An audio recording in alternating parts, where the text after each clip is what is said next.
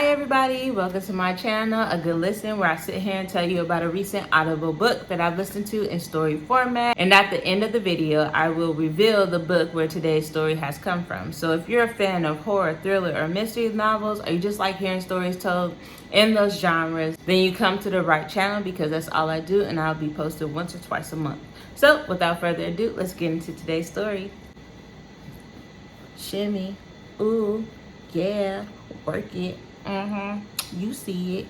Mara and her boyfriend Neil are in his car on their way to go view an apartment from Mara. You see, Mara's living conditions are not the greatest. She actually rents an apartment with two Russian students who are extremely loud, and she met these Russian students off of the internet. In addition to that, her landlord had just recently gotten arrested for selling drugs out of the apartment complex. And so with all these horrible things, Mara was so excited to finally have the possibility and the opportunity to finally be able to move out of her crummy small apartment and into her own space. Unfortunately, while they were driving to view the apartment, the real estate agent that Mara had been working with for some time now called them to give Mara some unfortunate news. She let Mara know that the apartment that she had lined up for them to view today was actually bought by a couple who paid cash, and it was off the market. And so Mara was pretty bummed, and she couldn't believe that the apartment had sold that fast because the real estate agent had just told her about it like fairly recently. So she was pretty surprised that the apartment had sold that quickly. However, Neil hopped in to save the day, and he asked the real estate agent, like, hey, we're already in the car, we're already en route to go see this place. Do you have any other properties that we could look at today? And so the real estate agent, she kind of hesitates. She goes, well, I do have one other place that you guys can view if you guys are interested. So even though Mara was bummed that she actually didn't get the apartment that she kind of had her eyes set on, she accepts the viewing for another property. And so the real estate agent gives her the address, her and Neil the address, so that they can go proceed to this new property and view it. When they initially pull up to the property, they're both kind of side-eyeing each other and looking at this property. And they initially thought that the real estate agent gave them the wrong address, because when they go to the address that the real estate agent provided them, they are staring at a mini mansion. Now, don't get me wrong, the mini mansion was definitely run down and it needed a lot of work in order to get it into livable condition. But Mara and Neil were pretty sure with all that being said, like, this was still way out of Mara's price range. Now, they weren't going to be going in half and half or anything like that with the apartment or Mara's place. The properties that they were looking at were solely for Mara to have possession of. It was going to be her place. It was only going to be her name on the lease. And so this mini mansion was definitely out of Mara's price range in her mind, and in Neil's mind too. After double checking and quadruple checking the address to make sure they were at the right spot, they decided to just seize the moment and go check out the property. Now, Mara and her boyfriend got to the property before the real estate agent got to the property. And so they were kind of just walking around the property, just, investigating, kind of looking around. And they ended up just going up to the front door and trying it out just to see if it was unlocked. And luckily for them, it was unlocked. They opened the door, and the inside of the house was just disgusting, to say the least. The place was just nasty. There was mold, dirt, like thick layers of dirt, broken windows, fist-sized holes in the walls, rusted nails just sticking out in various areas of the floorboards. The house was huge, and Mara was able to overlook all the dead animal carcasses that were on the floor, as well as the roaches that were scattering about all over the place, and see it for its potential beauty. Mara could actually imagine what this house could look like and what it could potentially be if she just gave it a little TLC and some elbow grease. Shortly after Mara and her boyfriend entered the property, the real estate agent pulled up to the property as well. So they exited out of the property to meet the real estate agent. And after they had some small chat and exchanged pleasantries, the real estate agent did her job and showed Mara and her boyfriend around the property, explaining the features and some background about the property, letting them know that this property needs a lot of work. But the good thing is that this property was way below Mara's price range, and that the owners were still willing to negotiate the price. Mara was so excited to hear that the price was way below her price range and that the owners were still willing to negotiate pricing, that it just evoked an excitement in her. Like, this place, this massive house could be hers. She never thought on any level that she would be able to own a property, even though it looks the way it looks right now. She never thought she would be able to own anything this large, and so she got excited about that possibility. But even though she was excited, that little gnawing thought of hers was just trying to understand, like, if this house is like a mini mansion and the price is so good and the owners are still willing to negotiate pricing, what's wrong with it? Like, why hasn't it sold? Why is it still sitting here? Mara's boyfriend ended up letting her know that this house has a really tainted backstory, like a history. And he let her know that this house, the last owner of this house, was a serial killer, and he actually lured his victims into this house to kill them. And his demise came about when his last victim was able to escape the house, and she ended up running to the police and told the police what had happened to her and where it happened. And by the time the police got to the house, the serial killer had, unfortunately or fortunately, depending on how you look at things, taken his life. The realtor added to Mara's boyfriend's story by saying that the serial killer that lived in the house last, like, his preferred victims were anybody. It was male, women, and children. And it was actually stated or rumored that prior to him getting the location where they were at, he actually went on like a murderous killing spree somewhere else, and he actually fled to this house. And when he fled to this house, he actually killed the original owner and the individual that actually built this house in order to take possession of this house. Thus, nobody wanted to purchase a home that had this horrific backstory, a home where a serial killer lived in and murdered his victims. Thus, this is why this house has been on the market and why the current owners now are willing to sell it at such a steal, basically. Mara didn't mind this history. She didn't flinch, she didn't blink, she didn't do anything. She actually didn't care about the history of this house because Mara didn't believe in ghosts. Mara suffered a traumatic experience in her childhood that led to her having this concrete conviction that ghosts are not real. So she didn't care about any of that. At the conclusion of all the talk and back and forth, Mara was straightforward with the real estate agent, and she just asked her, so can I purchase the house? And the real estate agent kind of hesitated because that was not the response she was expecting after telling her or disclosing that horrible information to her. But she was like, yeah, if you want it.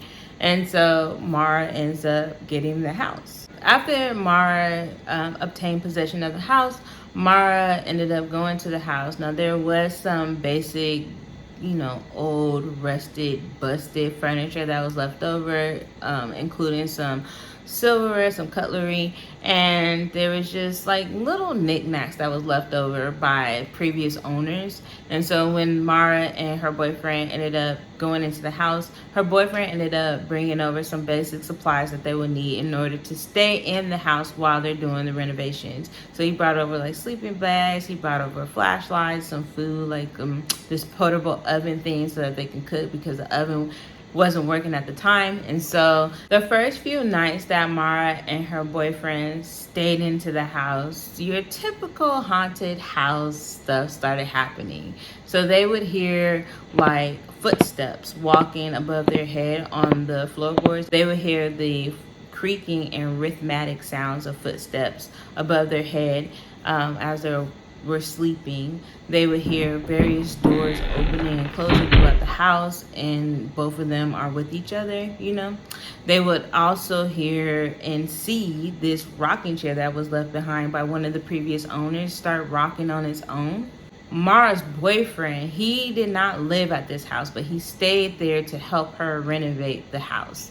And so the times that he stayed there, the more he heard various doors slamming and the footsteps in different areas where both of them know like there's nobody there, and hearing all the noises and the creaking and seeing shadow figures and seeing the rocking chair just rock on its own, he just became more and more convinced that this house was haunted.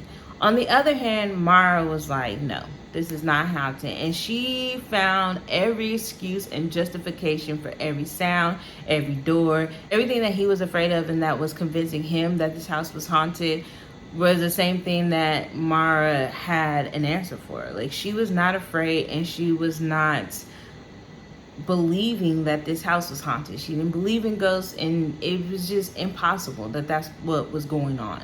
And so she was very convinced that all the noises that they heard in the house that scared her boyfriend could be explained off by Mara, either by the house settling in because nobody's lived in it for many years. There could be an intruder because this house sat vacant for many years, and so people probably don't know that somebody has now purchased this home. Or it could be a gust of wind that's causing the noises and the creakings and the sounds and the rocking chair to move on its own. Or a combination of all three of those things. But Mara was not convinced that her house was haunted. Mara actually fell in love with her beat up old, creepy, dusted, busted house. And she was not about to leave. No matter what Neil felt, no matter what the history was about it, no matter what was going on in the house, she was determined to stay in this house. This was her house and she was going to live in it. As time went on, this actually became a sore spot for them and was a source for a lot of arguments between Mara and her boyfriend, because as they continued to stay in the house, things started to escalate and get more creepy and scary, and some of the stuff that was going on, like even Mara kind of questioned herself, but she just really convinced herself that this house wasn't haunted. And when her boyfriend would try to give her solutions to rectify the situation, either by suggesting her to reach out to church to get spiritual help, her to either reach out to mediums to help identify the spirits or whatever is going on in the house, or even just simply move out the house, Mara would get angry every single time. She would snap on her boyfriend every single time he tried to make any type of suggestions about getting outside help for what she felt like was not happening in her home. Mara was getting sick and tired of her boyfriend always complaining about the house. Like every day he was complaining about something happening in the house, and his complaints were always about it being haunting in some shape or form. And Mara was just tired of it. Like I said, Mara was just convinced that her house was not haunted, and that all the stuff that was happening at this point, all the stuff that was happening, she boiled down to one reason, and that was there had to be an intruder. Somebody had to be breaking into her house and doing all this stuff, because nothing else makes sense other than that. And so because of that, her boyfriend suggests that Mara gets cameras. And they decided to, because cameras were expensive, they decided to get cameras in the place where they hear the most activity, which is in the attic. That's where they hear a lot of footsteps going on. So Mara's boyfriend goes up to the attic. He sets up the security cameras up there, and he has it set up so that the feed feeds to her camera so that they can watch it as much as they want to. And so this is the temporary cheap solution that they come up with. So that same night that they hooked up the cameras and had everything kind of recording up there in the attic, they heard those footsteps that they've been hearing since day one, since they moved into this house, or Mara moved into the house. And so they were quick to look at the computer, to look at the live feed from the cameras that were up in the attic. And when they looked at the camera, they saw a blurry black figure standing in the attic right in front of the camera. Mara's boyfriend ran straight up to the attic, right where he remembered where this black figure was standing, like by the cameras, and he didn't see anything there. There was nothing there by the time he ran up and got to that attic. Mara was really confused when Neil went up to the attic and told her that there was no one there, because she was like, there wasn't enough time for that person to have escaped through any of the windows that the attic had, or even go down the attic door where Neil then went up to go view the space. Like, there was just not enough time for Neil not to see this person. In addition to that, she didn't see him either. Like, she was looking at the live feed the whole time. Like, she didn't see them leave anywhere. She didn't see a window opening, or she didn't even see the blurry figure move out of the camera lens. So she was just confused as to where in the world did this person go, and how did they leave so fast to where Neil couldn't see them and she couldn't even see them.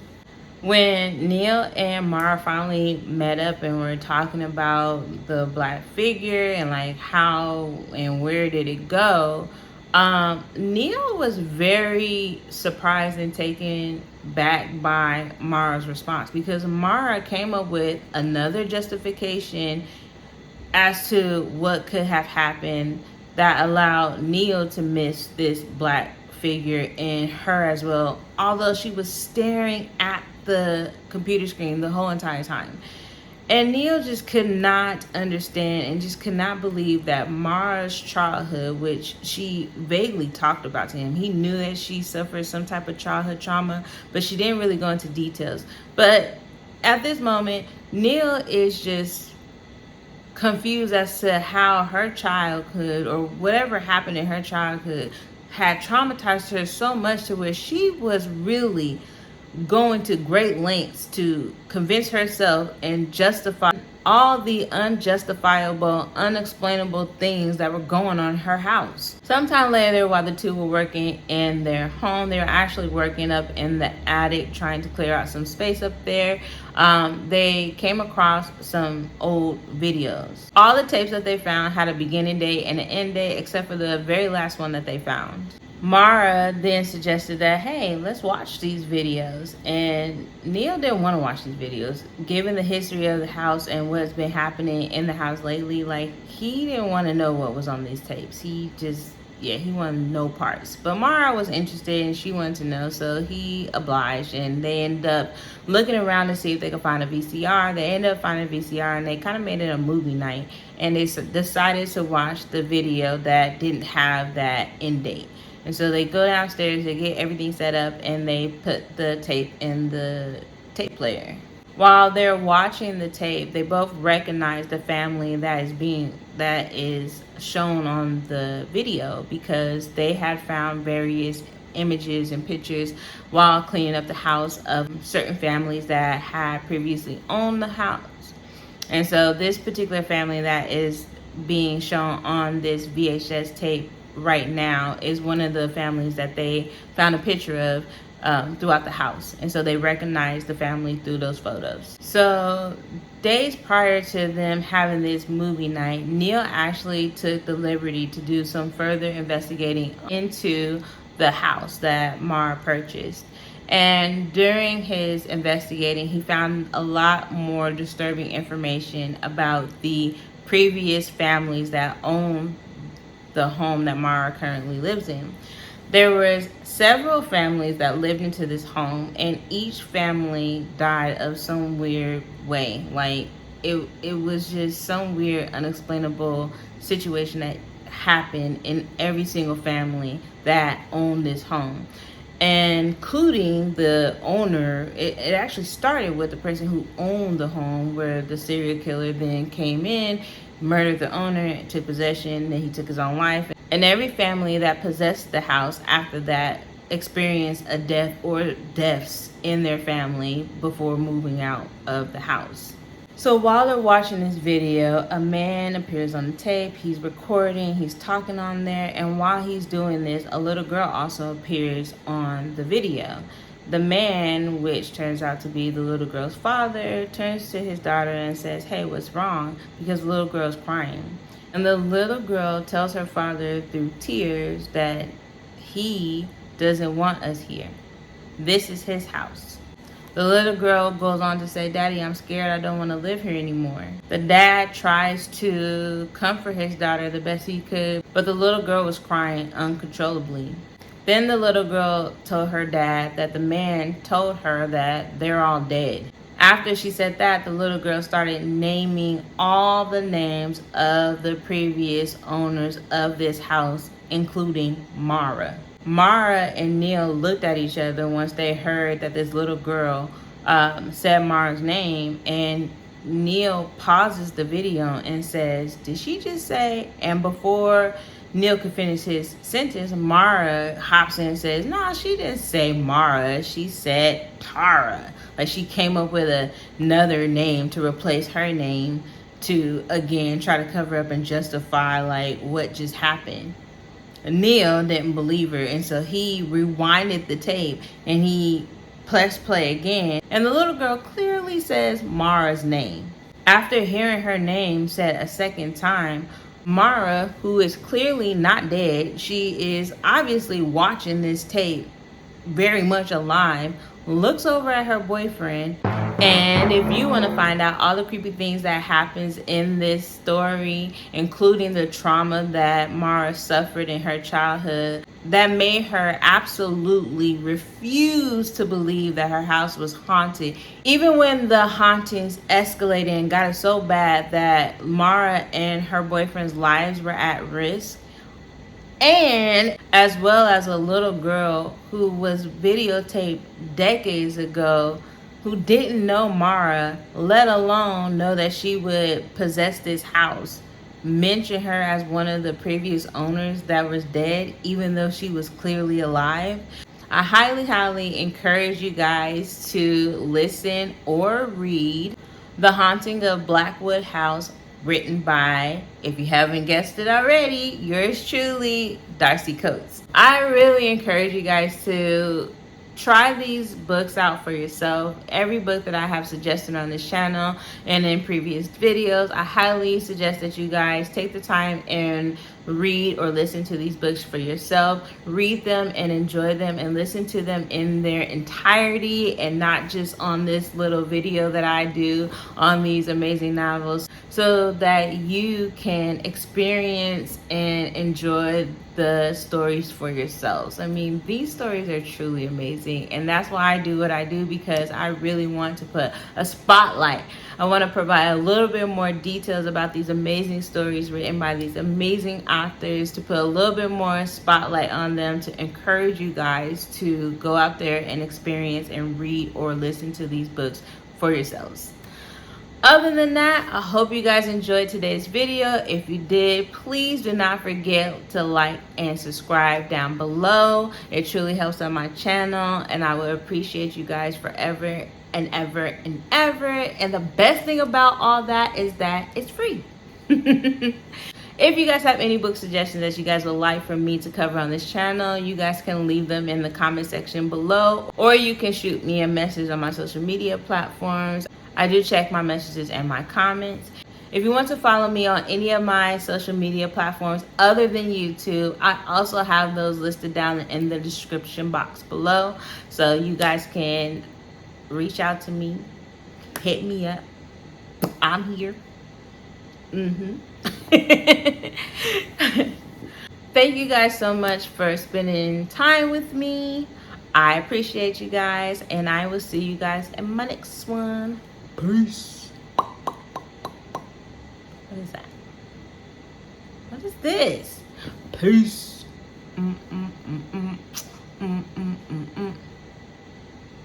Bye.